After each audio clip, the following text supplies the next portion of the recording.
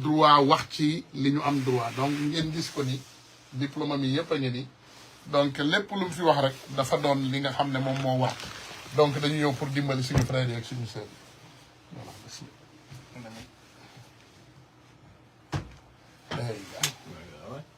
You want me to go on now? No, it's okay. All right. So we're on, right? Yes. All right. Hi, everyone. Okay, so throw that there. And you can, from time to time, take shortcuts or videos on some questions yourself and send them back to me because I will also share those like on important questions. Yes. Take a little video and we'll go from there. Okay. All right. Voilà. Donc, lii dinañu permettre aussi, pour yéen ñi am question, ngeen mën a laaj seeni ay question. Comme ça, ñu mën leen répondre au maximum. Hein? Voilà, donc, ñu ngi fii ak suñu xarit Craig. Ñi koy xàmmee yépp xam ne moom moo ma représenté woon man à ma personne. Mais comme niñ leen ko waxee bii du vidéo promotion waxuñu kenn fi ngay dem ak fi nga dul dem. Vidéo bi tey pour wax dëgg la. ci ñi nga xam ne ñoom ñoo am mbirum problème mu immigration ñi ko am wala ñi ko amul te aussi gis nañu ne Donald Trump ñëw na te passé na ay loi pour vraiment xeex li nga xam ne moom mooy mbirum immigration donc en tant que sénégalais dañu am responsabilité comme niñ koy waxee sénégalais bu ne ambassadeur la ci réew mu mën a nekk ci àdduna bi donc dañuy ñëw tey pour représenter sénégalais yi so Craig, how are you doing today? What I said to them was I came to your office today due to this unprecedented situation that's going on in the country. People are paranoid everywhere. And there is a new president, obviously, that came into the country and made a lot of threats about immigrations. Yeah. And we almost feel like we're not in the United States anymore. We're somewhere in Barbados or Bangladesh or something. Well, threatening with cutting our heads. Let's talk about what your rights are. Yes. Voilà, donc Craig nee na dañuy wax tey pour xam kenn ku nekk lii sa droit. Your rights. Okay. Right. No matter how you entered the United States, you have rights. Ak noo mën a duggee Amérique ak foo mën a jaar ak noo fi mën a duggee tu as des droits maanaam da nga am ay droits. You have rights. That means if you entered as an undocumented immigrant, you have rights. Okay. Boo duggee comme nit ku amul benn këyit tamit am nga ay droits ci réew mi. Entered on a plane with a visa, you have rights. Boo duggee aussi ci réew mi ak visa ci biir avion it ba léegi am nga ay droits. Right. And so some of those rights that I want to talk about is a lot of people are afraid that immigration is going to come to their door. Voilà, droit yooyu mu lay wax nag ñu bari ci yéen nee nañu dañoo tiit ne immigration dina ñëw seen kër ñëw fëgg seeni ay bunt. And the fact is, and it's your right not to open the door. Voilà, sa droit la nag nit bu ñëwee sa kër di fëgg sa buntu nga bañ koo ubbil buntu bi nga bañ a ubbi sa buntu loolu sa droit la. See, in the United States, under the Constitution, the government is required to have a warrant to inspect you or your place, or the place where you live. Voilà. Mu ne ci constitution Amérique gouvernement bi pour mu mën a dugg ci sa biir kër dafa war a am lu tudd warrant. Warrant boobu moo koy may droit mu dugg sa kër inspecter kër gi wala inspecter la yow ci sa bopp. Mais amul droit rek ñëw ci sa kër te amul benn warrant di dugg sa biir kër.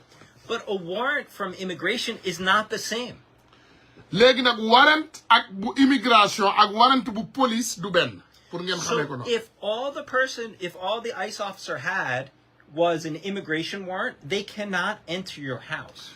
Mu ne bu dee ICE officer bi maanaam immigration maanaam agent immigration bi bu dee moom li mu yor yépp warrant kese la amul droit dugg sa biir kër. If the warrant doesn't have your name on it or the correct address, they can't enter your house. Parce que xam nga lu bari ci ñoom warrant yi ñuy yor du am adresse bi correct te du am tur bi correct donc bu amul adresse bi correct te amul tur bi correct amul droit dugg sa kër. So what I want to tell you is, if you hear a knock on your door or somebody comes to the door seeking to enter and ask you questions, ask them first to slide the warrant under the door. Bu nit ñëwee sa kër fëgg sa buntu nga tontu ko mu ne la dama bëgg dugg sa kër pour laaj la question ak ku mu mën a nekk nag ne ko mu dugal warrant bi jël ko dugal ko ci suufu buntu bi pour nga jot. Don't open the door and ask bul to read ubbi the buntu warrant. bi de bul ubbi buntu bi di laaj question mais foofu nga toog ci ginnaaw buntu bi ne ko dugalal kayit bi nga yor ci suruxal ko ci suufu buntu bi pour ma gis ko ba pare. Right? Once you open the door, you've given them access to where you're to your home. mu ne boo ubbee buntu bi nag rek yow ci sa bopp yaa ne borom dugg sil parce que buntu boo ko ubbee rek bu boobaa yow yaa leen may accès ñu dugg sa biir kër. Okay? So even if you did give them access, right, and you open the door, you have the right to remain silent. mu ne bu dee nag borom juum nga ba ubbil leen buntu bi ba ñu dugg am nga droit wu noppi the right to remain silent maanaam bul wax dara bul piper un seul mot bañal. You don't have to tell them your name. bu leen wax sa tur. You don't have to tell them where you were born. bu leen wax foo juddoo. You don't have to say anything. bul wax dara da ngay noppi. Right? You can just say, I'd like to remain silent. man nga ne rek damaa bëgg a noppi. je veux me taire damaa bëgg a noppi. Okay? You also have the right to speak to a lawyer. am nga aussi droit ne leen dama soxla avocat sama avocat lay waxal mais duma wax ak yow. If they tell you that you don't need a lawyer, or that you're not going to be given one, that's okay. You still have the right to talk to a lawyer. buñ la ne ñoom duñ la jox avocat te duñ la bàyyi nga wax ak avocat tamit wax leen def leen lu leen neex rek mais man am naa droit laaj avocat. Right? You can simply say that you don't want to talk or provide any information. nga ne leen bëgguma wax te duma la wax dara bul jox benn nit benn information nag luñ la laaj ne leen xaw ma. And they can't force you to do. te mënuñu laa forcer mënuñu laa dóor mënuñu laa watat mënuñu laa def dara bañal nga tëj nga bañ a wax dara. So while this applies to when they come to your house, it also is useful in the workplace. mu ne comme lii mu leen wax nii loolu am nga ci droit ci sa biir kër même droit boobu nga am aussi sa barabu liggéeyukaay sa barabu liggéeyukaay tamit buñ fa ñëwee buñ la laajee sa tur bañal buñ la ubbiloo buntu bañal a ubbi buntu bu fekkee ubbi nga buntu ba pare ba ñu dugg si ne leen dama soxla avocat du ma pipe moo buñ la laajee sa tur bañal bu leen wax fi nga juddoo bu leen wax ne amoo kayit bu leen wax dara ndax ay nit yu bala nekk ci réew mi amuñu kayit te ñu ngi fii wala am kayit te dégguñu anglais bari na fi donc luñ la laaj rek bañal. And the things that are really important are that we have to figure out whether it's ICE or whether it's the police. But as far as ICE goes, you do not have to, again, you don't have to let them into your house. You don't have to show them documents. You don't have to speak to them. Voilà. mu ne il faut nga xam différence bi aussi entre ICE ak police. Voilà. il faut nga xam li nga xam ne moom mooy différence ak ICE ak police parce que bu dee ICE amuloo benn droit ubbil leen maanaam mën nga leen bañ a ubbil sa bunt léegi bu dee police la tamit il faut ñu am warrant bu ñu amul warrant amuloo benn droit ubbil leen sa bunt maanaam boo leen ubbilee tamit bu leen wax dara loo xam ne méngoowul ak li nga wax. The other thing it's really important is they don't have to tell you the truth. mu ne leneen li ngeen xam ne moom ngeen war a xam ci immigration bu ko neexee du la wax dëgg mën naa fen rek pour dugg sa biir kër. Wait. Stop. Immigration doesn't have to tell you the truth. They can lie. waaw mu ne est-ce que loolu gis ngeen ne que c'est pas du lu normal quoi. maanaam immigration naka la war a mën a duggee ci këru jaambur te du wax turam est-ce que loolu tamit yenu na maanaam. They can. te pourtant mën nañ ko. And they do. te dañ koy def lu bare. What I want to specifically tell you is about what I want to tell you is instances where they're going to try and trick you.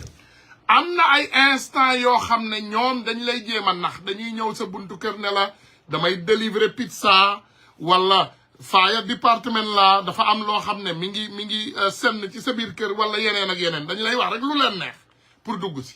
They're often going to pretend to be the local police. mu ne la plupart dañuy ne man la policier parce que policier ak agent immigration du benn. Right, and you may or may not speak English. mu ne man ngaa dégg anglais wala bañ a dégg anglais.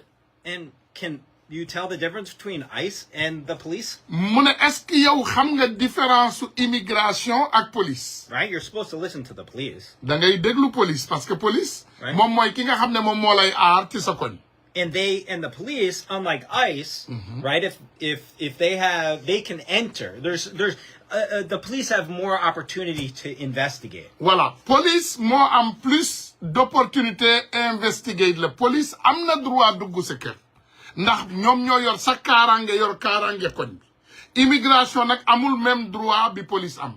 So what they're going to do is the ICE, if they're looking and doing raids, they're going to pretend to be the police. mu ne ICE buy def ay raid voilà mu ne ICE buy def ay raid maanaam bu ñuy dugg sa biir kër mën nañu prétendre nekk police. So they might knock and say, "Oh, police, open up." mën nañu ne police ubbil.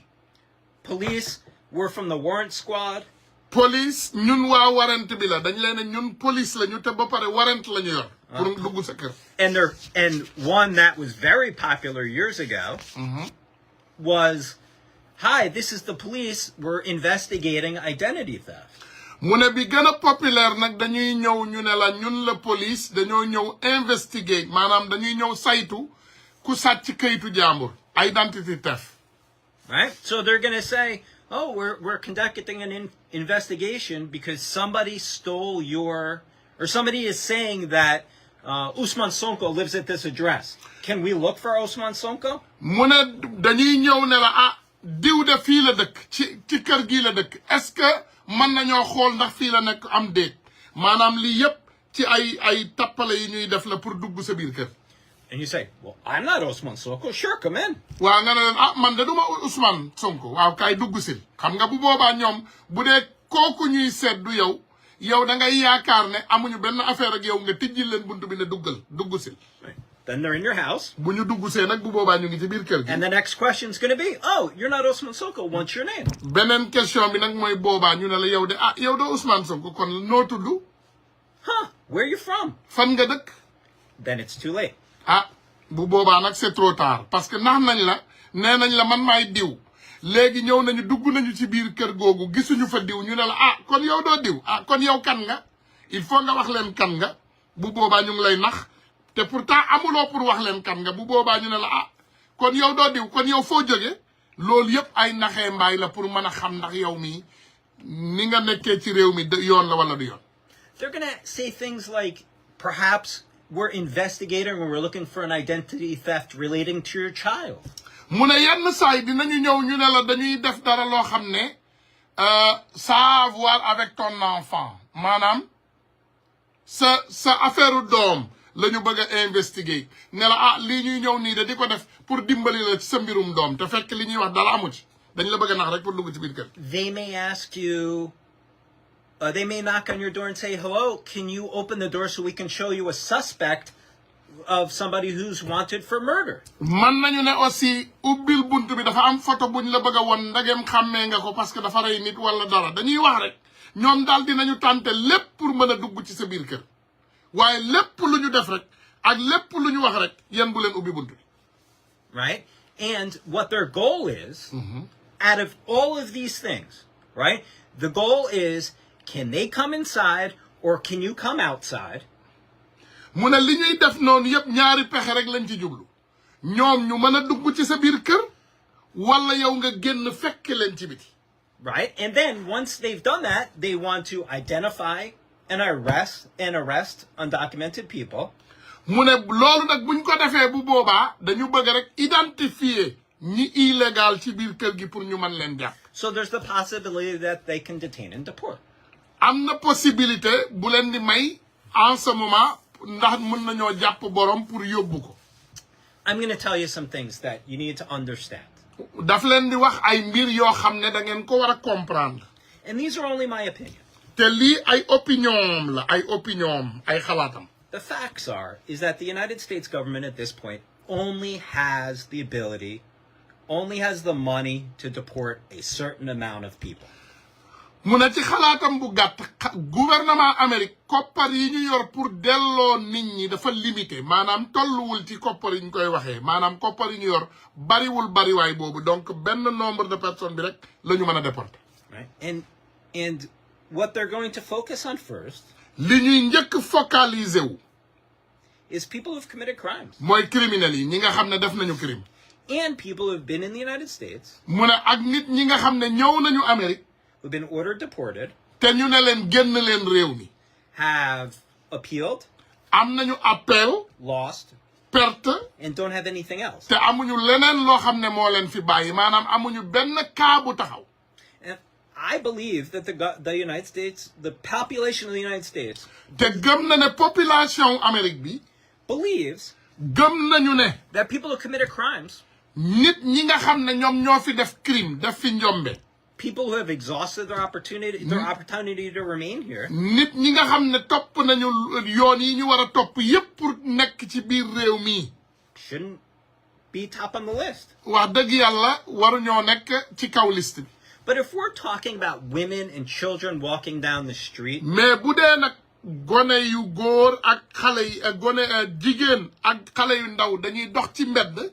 people going to work. nit ñi di liggéey.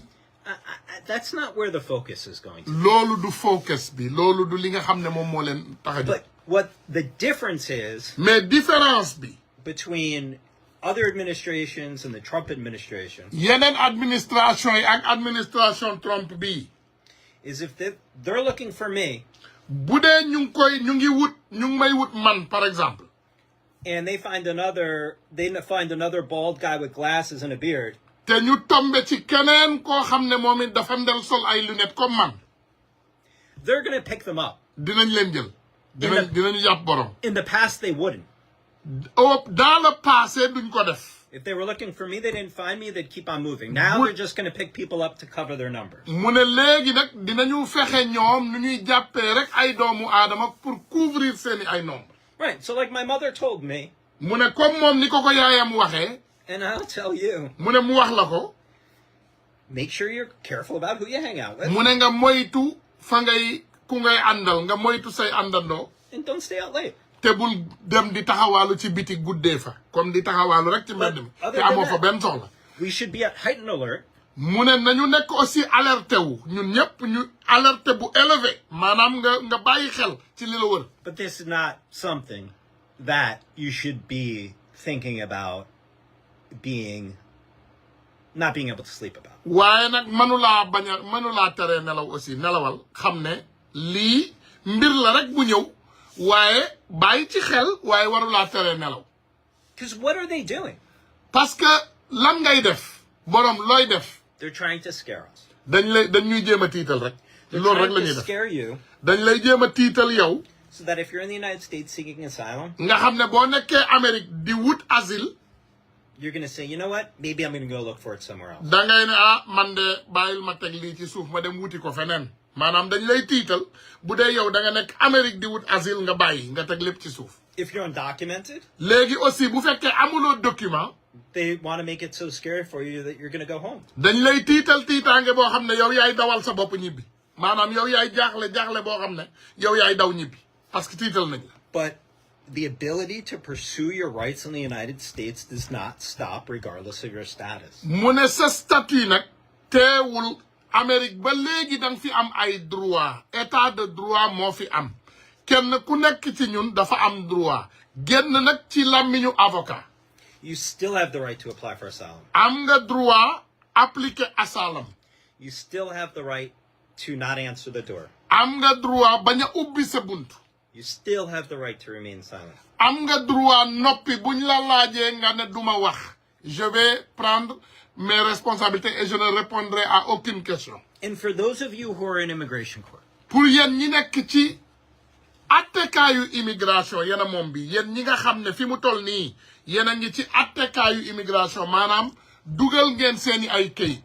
please pursue your cases. continuel sa këyit continuel dem wuyu ji boo waree wuyu ji go to court when you go to court. demal wuyu ji bu la justice wooyee demal nga wuyu ji. Because remember what I said, they're looking for people who have appealed and exhausted their rights. mu ne bul fàtte ne ñoom li ñuy wut mooy ñi am gàllankoor nit ñi nga xam ne bañal nañ leen defal nañu appel ñu bañal leen donc yow boo wuyu jiwul rek yaa ngi dugal sa bopp ci ay jafe-jafe donc buñ la wooyee demal nga wuyu ji when you don't go to court mu ne boo demul justice you get ordered deported dañ lay order directement yow dañ lay teg daan nañ la génnee réew and when you get ordered deported te buñ la defalee loolu rek bu ñu jëlee dogal boobu ci yow your rights expire donc say droit jeex na donc loolu da ngeen ma koy laaj lu bari and what we're doing is talking about maintaining your rights léegi nag pour nga mën a continuer am say droit il faut nga continuer topp yoon bi comme ni la ko yoon waxee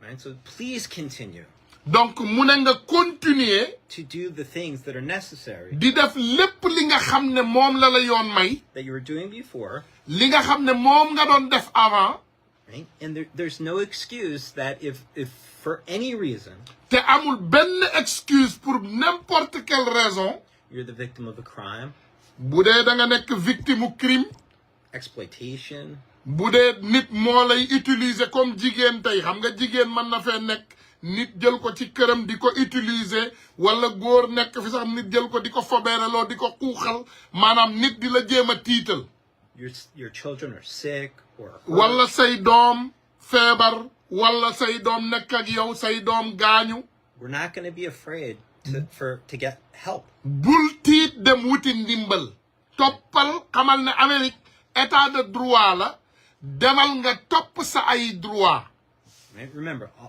a lot of this mu ne lu bari ci lii listen people believe in Trump mu ne nit ñi dañu gëm Trump nit ñu bari dañoo gëm Trump but a lot of this is to make the people who voted for him feel nice mu ne lii moom it li muy def nii mooy ñi ko woteel te am loo xam ne moom lañ ko woteele ñoom la bëgg a seddal seen xel ñoom la bëgg a dalal seen xel mu leen naan gis ngeen li ma waxoon maa ngi koy def so if people have lived in the United States for 20 years and been arrested 12 times nit bu dëkkee Amérique 12 ans 20 ans ñu arrêté ko 12 fois I'm sure that some or all of them have reformed their lives, but you can understand why people would support deporting them. mu ne ñu bari dellu nañu ci seeni vie mais di nga gis lu tax ñuy comprendre ñu bari nangu pour ñu déporter leen parce que nit dëkk ci ab réew li ngay def toujours njombe la njombe donc ñi nga xam ne ñoom nga dëkkal tamit dinañu bëgg ñu delloo la te comme niñ leen koy waxee ci yeneen dëkkuwaay yi aussi xam nga dëkk ak nit ngay coow wala ngay indi ay jafe-jafe ci sa dëkkuwaay loolu tamit xam nga nit ñi duñ ko bëgg say dëkkandoo duñ ko bëgg. But regardless of who voted for Trump or how many people, right? Even if 51% voted for him. mu ne même bu dee 51% des personnes ñoo voté Trump. That means that 49% of the people who did don't believe in him. donc cela veut dire que 49% yi ko votelul gëmuñu ko donc 51% yi ko votel ñoo ko gëm. But, you know, as long I'm sure that some of you are scared. mu ne ñu bari ci yéen xam na ne tiit ngeen tiitaange bu rëy ñu bari ci yéen looloo ma fi indi ndax li ma fi indi tey dama xam ne that's what I'm telling them. I said the reason why we're doing this today is because we know most of you are scared. ñu bari ci yéen da ngeen tiit donc looloo ñu fi indi tey ñu ne ñu defal leen lii pour kenn ku nekk ci yéen xam ay droit wam ku jotul ci live bi fexe leen ngeen jël ko yónnee ko bu ko dégloo dina xam exactement lan mooy ay wareefam ak dina xam aussi lan mooy ay droit am waxuñu kenn dañ fi ñëw pour kii nga war a seeti wala kii nga war a wuti déedéet li ñu fi indi mooy spécifiquement jàngal nit ku nekk ay droit am ak xam ak yelleefam. Yeah, we're gonna fight. There's people to fight for you. dinañu continuer xeex te nee na am ngeen ay nit yu leen di xeexal donc nit ku nekk ci yéen continuer li nga xam ne moom mooy sa cas parce que am ngeen ñu leen xeexal. That's all I have to say. voilà donc moom loolu rek la am loo xam ne moom la leen bëgg a wax tey defe naa couvrir nañu just for a question. Those who have asylum cases have nothing to worry about. No. Their cases are open. voilà yéen ñi am asile te seen cas yi ubbeeku amu leen dara loo leen tiit bis bu ne ngeen laaj ma ko voilà yéen ñi am asile. There are also a lot of those people who have asylum cases that are in other states and their court dates arrive They want to either take a plane or a bus to come here. They sometimes even ask me what's the safest way to do it. I say, how can I know? Here's the thing, though. Voilà. Mu ne donc yéen ñi nekk ci àll bi aussi di bëgg a jël bus wala avion pour ñëw New York léegi moom yéen lay waxal bismillah. If you have an asylum case and you're not living in the place where your asylum case is located. Yes. Mu ne bu fekkee déglu leen lii bu fekkee da nga am kaawu asile te dëkkuloo ci adresse bi nga xam ne moom nga joxe woon bi ngay def kaawu asile bi. You have an affirmative obligation to inform the court that you've moved. Danga wara wax justice bi ne toxu nga déglu leen ma bu baax yéen ñi am asile nekk ci àll bi di liggéey wala nekk feneen di liggéey danga wara wax juge bi fi nga xam ne foofu nga nekk. Right, and these are people move for all different types of reasons. Mu ne nit ñi nag dinañu toxu pour bépp raison waaye danga wara wax ne toxu nga. But you have to make sure that if you don't have an attorney and you filed for asylum and you move, you have to tell the court. Mu ne na nga fexe nag bu fekkee par exemple yow amuloo avocat nga toxu feneen dem ci beneen état ci beneen établissement boo xam ne wuute na ak fi nga xam ne foofu nga waxoon bi ngay def asile bi bu yeboo nga fexe nga wax justice bi fi nga nekk parce que légalul loolu mënuloo ko def. Because who are you going to rely on? The person that's at the old address? Waaw mu ne parce que yow ci kan ngay basé wu ki nga bàyyi ci adresse bu yàgg bi ngay basé wu xanaa parce que bu fekkee tey yow da nga nekkoon ci ab adresse nga dem te waxoo kenn dara ci kan ngay basé wu. Sure, but it's your court. yow yaa am cas parce que bu fekkee dañ la bind dara par exemple. You're the one who's going to get ordered deported. yow yaay am problème. Right? So make sure that we're updating if we're moving. Mu ne nag kenn ku nekk ci ñun bu fekkee da ngay toxu bu fekkee da ngay génn fi nga nekk paate ba mu ne what about those who did not get their work permit yet what document I'm gonna show them if they arrest. Well, you're not supposed to show documents. Yeah, but why would you get arrested? Right? If you don't have any documents. He said if you get arrested. In case you get arrested in case on the street they ask you, but you're not supposed to show any documents anyway. Right, you don't have to show ICE any documents. ICE, maanaam immigration, fu mu la mën a arrêté muy ci mbedd muy ci train muy ci kër you don't have to amuloo pour wan leen sa document. Bu dee immigration, bu dee police c'est différent. If it's police, then you have to. But if it's ICE, immigration, nga gis ñu bind ICE, immigration, wala sax mu nëbb loolu ne ko mu wan la moom kan la ba pare. Amulo pour won ko benn document. Okay, so that's it. Yeah, that was the question. So now, if any of you kenn ku nekk ci yéen, we're gonna do like a 10-minute question answer session. Yeah, we could do another time. I mean, guys, we have time. Nena, we're here. Nena ñu ngi fii am nañu temps. Ku am question mën nga dugal sa question ma laajal la ko bu fekkee am nga question bu exact. Any question anybody has, you can answer. How about someone that applied for guardianship? All right, so there could be different parts to that question. One, you could have applied to be the guardian of somebody, or somebody could have applied to be the guardian of you. Mu ne waaw ñaari côté moo nekk ci loolu man nga appliquer pour nekk guardianu quelqu'un wala nga appliquer pour quelqu'un nekk sa guardian. But regardless of who applied to be the guardian, it's the family court and the immigration courts are different courts. Mu ne family court ak courtu immigration ñaari court yu différent la maanaam courtu immigration ak family court is two different courts. So you should continue to do what you were doing. You should continue to do what you were doing and not let this stop you from applying to be a guardian or applying to have somebody appointed a guardian. Voilà, donc mu ne ci yow mi laaj boobu question man nga continuer li ngay def. You have nothing to worry about. Continue doing what you're doing. Soit nga continuer appliquer guardianship bi bu dee yow yaa koy appliquer wala bu dee nit moo koy appliquer pour yow borom continuer ko appliquer. Parce que immigration court and family court is two different courts. That's something I know a little about. Voilà, so let's go. What's the next question? So we have it says, how about who entered through the border and are here less than 2 years. Well, listen, I don't know what the particular situation is. Well, xamul luy sa situation. If you enter through the border less than 2 years, what does that mean? Well, there's a few things. So that question may be about whether they can be subject to, whether they can be deported very quickly. Okay. Mu ne bu fekkee da ngay laaj loolu ndax pour da nga bëgg a xam ndax dañ lay mën nañoo déporter borom quickly. I'm really not sure. But if you've entered the United States, again, make sure that you exercise your rights to apply for asylum. Mu ne bu fekkee da nga dugg Amérique ak lu mu mën a nekk fexeel nga topp say droit.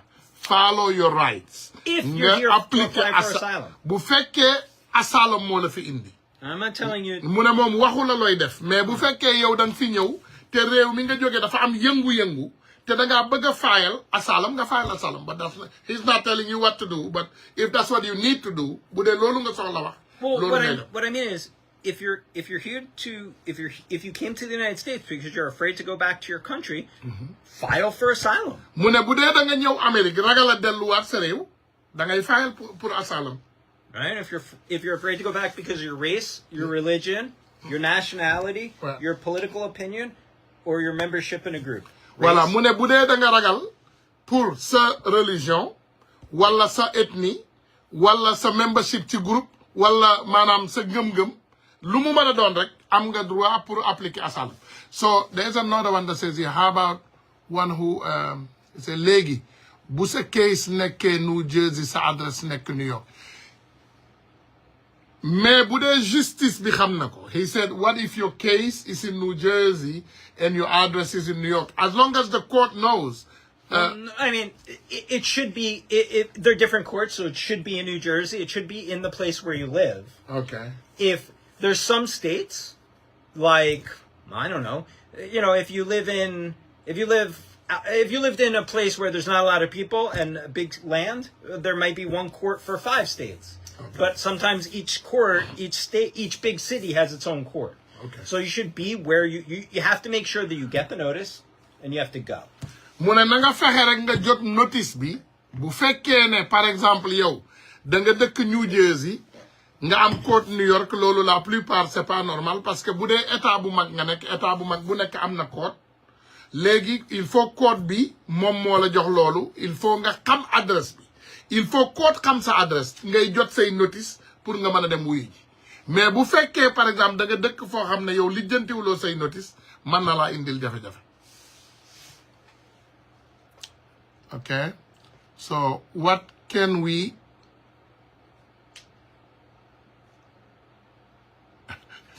somebody's asking for the lawyer number. What can we do if our asylum wasn't accepted? It's right here. Yeah, what can we do? Waaw mu ne looy def bu ñu bañee sa asylum looy def. Well, again, you have to appeal, you have to pursue your rights. Da ngay def appel ba pare nga continuer say droit parce que am nga droit pour appel. Right. So if it wasn't accepted because they didn't find that your reasons made you eligible for asylum, you appeal. Mu ne bu fekkee ne par exemple dañu bañ sa application parce que li nga wax doyu leen nga def appel. If it's because of a technical issue or something you didn't understand, you have to get help. Mu ne bu fekkee lu technique la loo xam ne yow peut-être bi ngay joxe sa histoire comprendre loo ko woon da ngay wut ndimbal da ngay dem nga wut ku lay représenter. Right, you just have to make sure that we're trying to do everything we can. Okay, this one say withholding of removal. So somebody who's been granted withholding of removal is protected from being removed from the deported from the United States. Voilà, ki am withholding of removal mu ne yow tu es protégé pour kenn du la mën a delloo. Moi j'ai reçu mon social et work permit mais jusqu'à présent mon case est en pending. He said he received his work permit and his social and his case is still pending. You're fine. So then you are fine. Your case is pending, you are fine. You have to translate that. Est-ce que mu ne ma wax ko ci olof mu ne bu dee sa case mi ngi pending donc amuloo benn problème. Ok, so est-ce que ku jóge ci camp bi ak parole c'est bénéfique mu ne est-ce que ku jóge ci camp bi voilà I don't understand your question kii mooy numéro avocat bi I came with my twin and I have new baby here. Yeah. She said, somebody said, I came with my twins and I have new baby here. I hope you applied for something. Well, it depends. You might not be eligible for any, right? I mean, but that doesn't mean, that you're running risk of deportation, but you should see what your rights are, right? And we can, listen, I thank everybody for coming. If somebody's, if you'd like to host us and we could talk about specific topics, I'd be more than happy to talk about or answer really specific questions. But because the questions are, again, so specific, it's hard to answer somebody's question in a form. Voilà, am na ay question yoo xam ne kenn mënu la koo tontul. Am na twin, donc loolu yow yaay xool. You just have to focus on what we said. Boo nekkee Amérique, am nga droit. Sa droit mooy to remain silent. You have that right.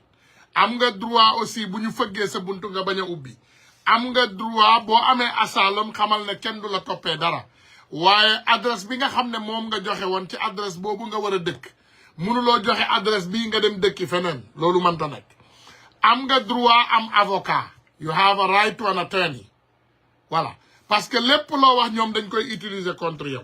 Waaye toog ci dëkk il faut nga am loo xam ne moom nga dugal lu la fi jàpp lu la protéger.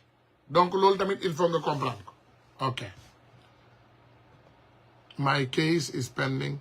So another question I have, which most people ask me.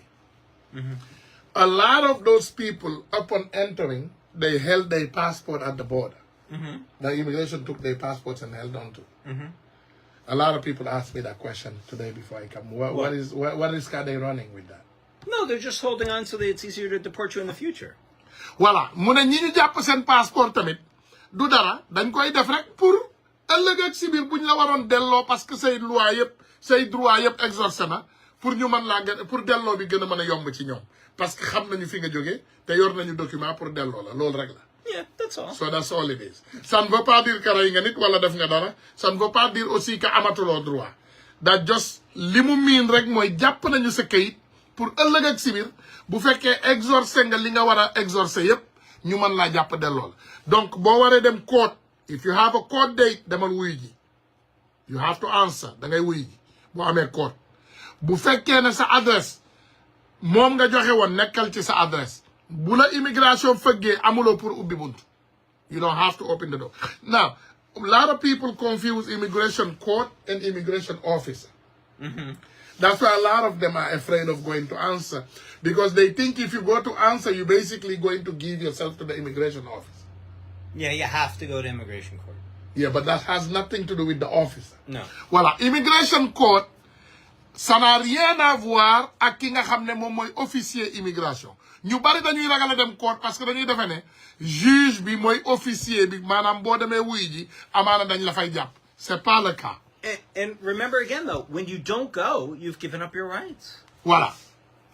Ñu ne boo demul joxe nga say droit maanaam boo violer loi bi rek yow say droit amatoo ko pour ñu nga mën a respecter say nga mën a am say droit c'est parce que da ngay respecter loi bi mais bis boo respecté wul loi bi rek tu as perdu tes droits pour nga xam ko.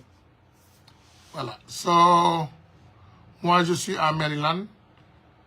Frédéric, mais ici, il n'y a pas beaucoup d'immigrés. Okay, so that I don't know what to tell you. He said he's in Fredericksburg, Maryland. There's not a lot of immigrants. What do you have to do with that? We can answer that for you. So call Juliet and them, a lot of, and Craig and all those immigrants. Well, no, I think that, yeah. No. Don't call me because I'm not an immigrant.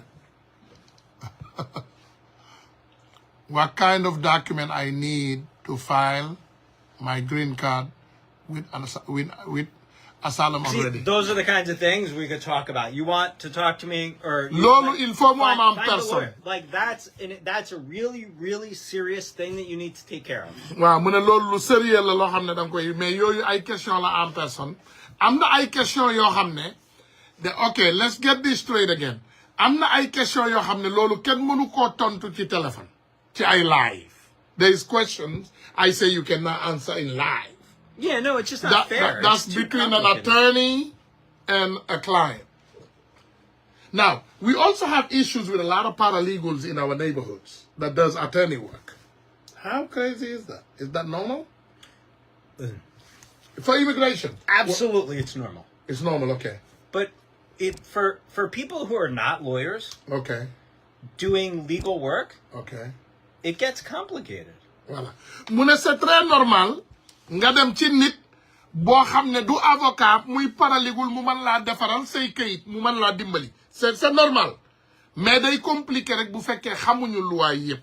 Maanaam dégg ngeen ko maanaam tey boo demee ci koñ ba nga gis nit koo xam ne paralegul la maanaam am na xam-xamu immigration pour mu defaral la ay document wu immigration nee na dara new ci waaye borom day compliqué ci moom parce que bu fekkee amul xam-xam bi. Tunkar, have you ever seen the engine of a car? Yes. Have you ever seen the inside, or have you ever seen like a diagram of somebody's heart? On the diagram, yes. Yeah, so ask them. Have they ever seen the engine of a car? Mu ne ndax mas ngeen gis moteuru oto xam nga kenn ku nekk ci mën naa gis mas naa gis moteuru oto mu ne ndax mas nga gis dessin diagramme xol waaw ñun ñëpp mas nañ koo gis. No, they both have valves. ñoom ñëpp am nañu valve. They have like stuff that move. The oil moves through the engine. waaw ñun ñëpp am nañu ay parties yoo xam ne di nga gis mbir mi di dem. The blood moves through the heart. voilà deret mooy dox ci xol huile mooy dox ci moteur. Now, if you needed a heart surgery, mu ne est-ce que boo soxlaa opération wu cœur. would you let the mechanic down the street do it? ci mécanicien bi nga jëm wala ci docteur nga jëm. I don't know. yow yaay décider loolu. Right? donc loolu mooy kayitu immigration bu fekkee da nga bëgg ñi la ko defaral da ngay xooli dem xooli ku xam-xam màcc ak moom mu defaral la wala yow da ngay dem rek xool ki nga xam ne yaakaar nga ne mën na la ko defaral. There's a time. mu ne am na temps. To try to not pay. Well, there's a time to cut corners. mu ne am na temps boo xam ne mën ngaa caaxaane sa bopp comme am na temps boo xam ne. And there's other times not to. mën nga foye sa bopp mais am na temps yoo xam ne aussi bul foye sa bopp. comme mbir mi bu sérieux bul jël say sa bakkan nga koy teg ci ay caaxaan. If you came to the United States. boo ñëwee Amérique. And it was very difficult to get here. jafe-jafe bi nga dund ba yegg si fi yow xam nga ko. And you came seeking asylum. yow nga ñëw def asylum. Why would you let a mechanic fix your heart? mu ne lu tax ngay bàyyi mécanicien di jéem a liggéey ci sa xol. I mean, come on, it's pretty serious. parce que mécanicien liggéeyam du xol. te docteur liggéeyam du mécanicien donc ñaar yooyu il faut yow nga mën a xam différence. And I'm not saying that because I'm a lawyer. mu ne moom waxul loolu ndax avocat la waxul kenn kuy ñëw ak kuy dem moom duggul ci loolu. saraxuwul kenn pour mu ñëw. mais yow yaay utiliser rek sa bopp nga xool ndax boo soxlaa ndimbal da ngay dem ci kii nga xam ne moom moo am coobere bi pour dimbali la wala da ngay jëm rek risque jël benn samba boy like Ousmane and say Ousmane do my immigration papers for me. Doesn't make sense. So, yeah, what we say in Spanish is good luck. Voilà. mu ne comme niñ koy waxee ci espagnol rek bonne chance. Yeah. Voilà. En tout cas tey lii moo ñu fi indi woon. So we thank you again very much for all the help. Thank you. Because you've been a great help to us. But I just want to tell with the help of this wonderful lady. Why can't you be great? They have to see you. Look at this wonderful lady right here. This is our tech. She's the special lady here. She's been doing such a wonderful job for all of you. And believe me, she's going to be one of the greatest lawyers you ever seen. Thank you. I'm going to be a paralegal. I'm telling you, I'm going to look. As soon as you become a lawyer, I'm coming for you. I'm coming to work for you. All right, so I'm sorry that we had to meet under these circumstances. mu ne mi ngi jéggalu tamit ci ndaje bi nga xam ne ñu ngi ko daje ci circonstances yi waaye dañu ne woon rek ñu def lépp lu ñu mën pour mën a dimbali suñuy But I want to remember again that you do have rights. mu ne dafa bëggoon rek fàttali leen ne am ngeen ay droit donc mu ñëw pour jàppale leen tey xëy na waxtaan bi ci ñu bari ci yéen am na njariñ ci yéen. The entire country does not believe in deporting everyone. mu ne du américain yëpp ñoo toog di xaar pour ñu déporter ñëpp. du américain yëpp.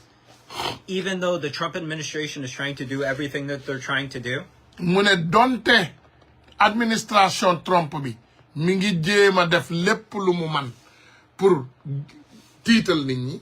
Right? They had time to think about how they were going to do this. mu ne xalaatuñu woon temps amuñu temps xalaat naka la ñu war a defee lii. But guess what?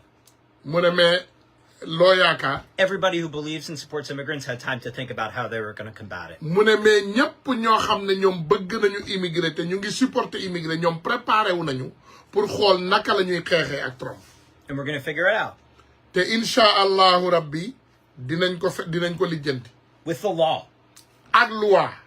Because that's what makes this country great. mu ne loolu moo tax yoon dëkk bi great dëkk bi doon dëkk bu baax bi mu doon.